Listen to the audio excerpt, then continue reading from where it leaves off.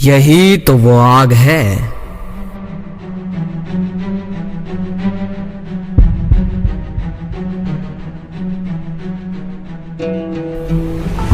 आपने स्वामी विवेकानंद के बारे में सुना है, गौतम बुद्ध के बारे में सुना है, भीष्म पितामह के बारे में सुना है, दयानंद सरस्वती जी के बारे में सुना है, श्री कृष्ण के बारे में सुना है, रामकृष्ण परमहंस के बारे में सुना है, हनुमान के बारे में सुना है, या शिव शंभू के बारे में सुना है। ये नाम मैं क्यों ले रहा हूं अभी आपको पता चल जाएगा, थोड़ा सब्र रखो।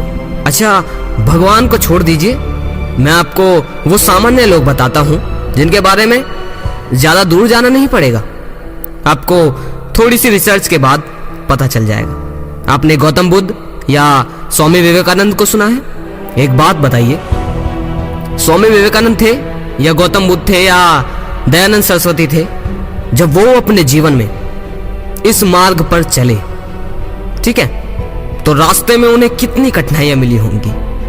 कभी धूप, कभी कांटे, कभी भूखा, कभी सूखा, कभी कीड़े, कभी ठंड, और ऐसी ठंड थरथराती ठंड। गौतम बुद्ध जब अपने सफर पर थे, और उन्होंने कोई छोटा मोटा सफर तो किया नहीं, लगभग पूरे संसार का भ्रमण किया।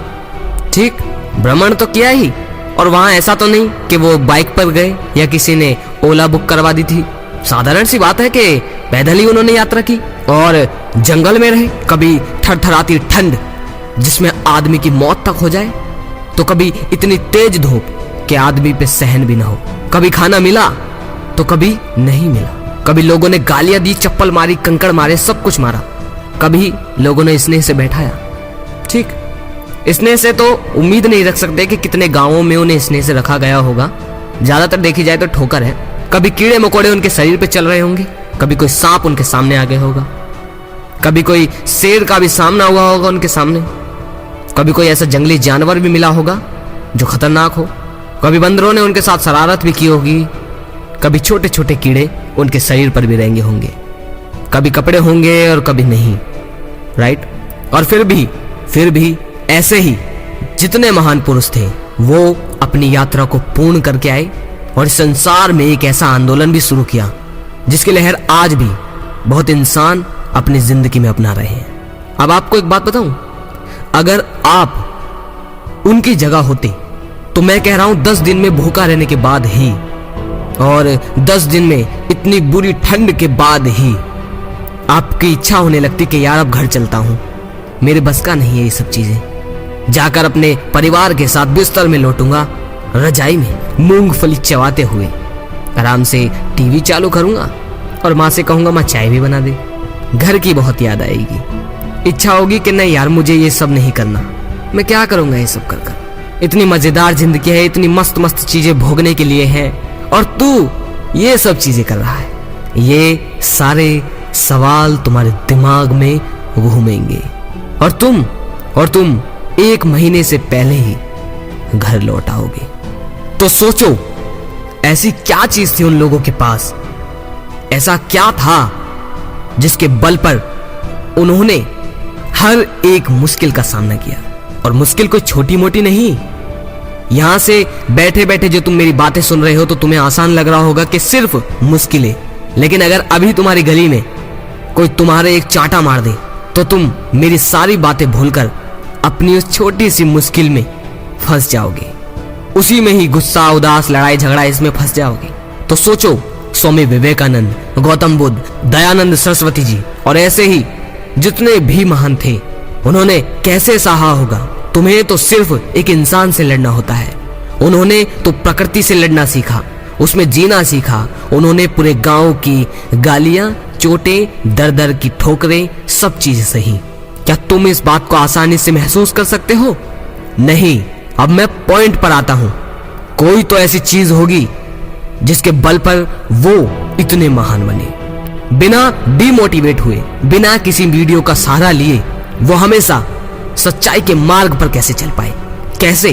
क्योंकि वो अंदर से पवित्र थे। पवित्र मतलब वो पवित्र थे ब्रह्मचर्य के लिए। वो हमेशा चिंतन करते थे, वो सच्चाई में लीन रहते थे, वो हमेशा पवित्र थे। ब्रह्मचर्य का उन्होंने पालन किया, लेकिन वो ये नहीं सोचते थे कि मैं ब्रह्मचारी हूं। नहीं, वो सिर्फ ये सोचते थे कि मुझे लोगों को सही रास्ता दिखाना है, मुझे खुद भी मुक्त होना है। वो इस सोच रखते थे। वो ऐसे नहीं कहते थे कि मेरे 26 दिन हो गए ब्रह्मचर्य को करते करते, मेरे 14 दिन हो गए ब्रह्मचर्य को करते करते, है ना, ये कमेंट में आती है मेरी। तो वो ये सोच नहीं रखते थे। उनके पास लक्ष्य था लोगों की भलाई का, और लक्ष्य को फॉलो करना आसान बात नहीं है जैसे आप सोच रहे हो। उनका लक्ष्य ये छोटा मोटा मत समझो। मैं कह रहा हूं पूरे विश्व में उनके जैसा लक्ष्य शायद किसी के पास ना हो, किसी के भी पास ऐसा लक्ष्य था।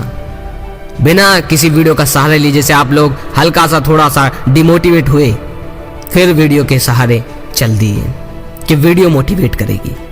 नहीं, मोटिवेशन बाहर से नहीं आती, मोटिवेशन तुम्हारे अंदर से बाहर की तरफ जाती है। और तुम्हारी मोटिवेशन तुम्हारी सच्चाई, तुम्हारी पवित्रता, तुम्हारा ब्रह्मचर्य है। वीर्य को रोक तो लो, लेकिन तुम्हें अध्यात्म में डूबना होगा। वीर्य के बारे में सोचो मत, सिर्फ ज्ञान की तरफ बढ़ो, सिर्फ पवित्रता की ओर बढ़ो। कि सोचो हनुमान जी अपने जीवन भर कैसे श्री राम के चरणों तले रहे, कैसे स्वामी विवेकानंद ने लोगों की गालियां सहकर भी आज इस देश को बदला, कैसे गौतम बुद्ध में इतनी दृढ़ इच्छा का संचार हुआ, कैसे वो हमेशा इतने सटीक और सच्चाई की ओर बढ़ते रहे, कैसे।